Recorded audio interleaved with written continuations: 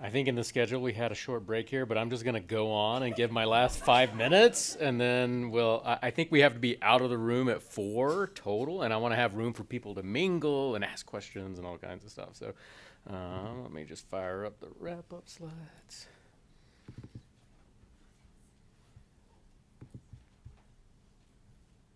Where's the after party? Check out, I don't know if exhibitors will still be there. Yeah, exhibitors will still be there. We're going to mill around in the halls, and again, out of here by 4. I don't think we had an after party venue, but tomorrow, for sure, definitely. I'll take this. Because I'm a microphone wanderer. But tomorrow, for sure, show up if you can. And of course, join us on Zoom. I'll chat just a second about that. So I just thought for a really quick 5 to 6 minute wrap up, I'd go over again, that this whole summit was about how we grow our own individual efforts, right? How we can progress, help other people progress in their conservation goals, and transform our individual conservation actions for collective conservation. And I really thought that this section of CPN's mission statement really spoke to that, the network is really a unique tool that Colorado has for organizations and individuals throughout the state to collaborate to make positive impacts on the health of pollinators in the state, right? So we're here for you guys. How many people were here for their first summit? I didn't see your hand. Cool. That's a lot, right? So it's so exciting for us to see you guys because you bring new ideas, new expertise, and new perspectives for us. But we're also here for you guys as a resource. So let us know what we can do because our main goal is to share all of our resources with you, right? And so just wanted to give, again, a really big thank you to all of our participants today, right? So a big round of applause for everybody who came and devoted their time to talk about what they're doing to help conserve pollinators in Colorado. Another big shout out to our summit sponsors. Big shout out to Denver Botanic Gardens for hosting us. And all of our all the organizations which have helped put this together.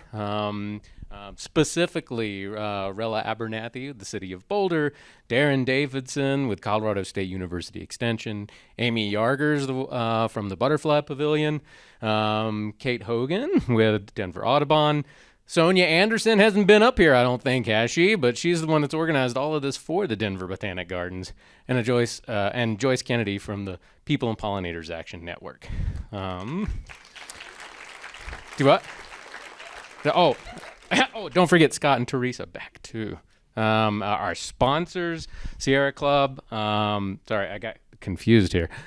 Sierra Club, Scott and Teresa Beck, Wild Ones, Plant Select, and the City of Boulder, again, who provided the financial support that's necessary to bring this summit to you guys today. And I want to thank you guys, right? Because you're here and engaged with us.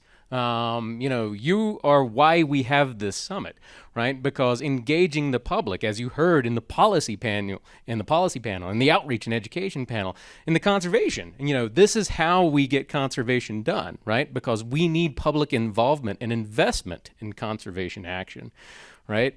And so this isn't only about linking people who are already passionate about pollinators, right? About getting organizations collaborating so that they can have bigger impacts themselves, but also about connecting people to have a good time, right? This is fun, hopefully, for you guys, right? And we want to make conservation, not only we know it's important, but it should be enjoyable as well. And to get all of those community members around the table together to talk about, what we need to do, what the impediments to those goals are, right? And to really start to hash out some of the nuts and bolts of how we get conservation action done, right?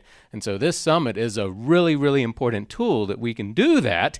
And tomorrow, if you're interested, is how you can have your biggest impact, right? So if you can come to the collaborative exploration meeting tomorrow at Butterfly Pavilion from 9 to 11, you can let us know what you thought of this summit. You can let us know what you thought about different programs that we talk about. You can let us know what you'd like to hear next year, right? Or what you'd like to see us address in the upcoming year. If you can't join us in person, definitely check out the Zoom link. And I'd highly encourage you to come check it out if you're interested in, say, the policy side of things, right? So the DNR study that's being commissioned is going to hopefully have impact from us, from CPN, from people and pollinators. We have all of us, all of our organizations and individuals collected so much knowledge about what works and what doesn't work for pollinator conservation in Colorado. How can we share that with our Department of Natural Resources, and what kind of takeaways can they learn and use in their own management and policies on state lands? So highly recommend that you can join us there. And then my big last final thank you slide. Thank you to all of our pollinators, right?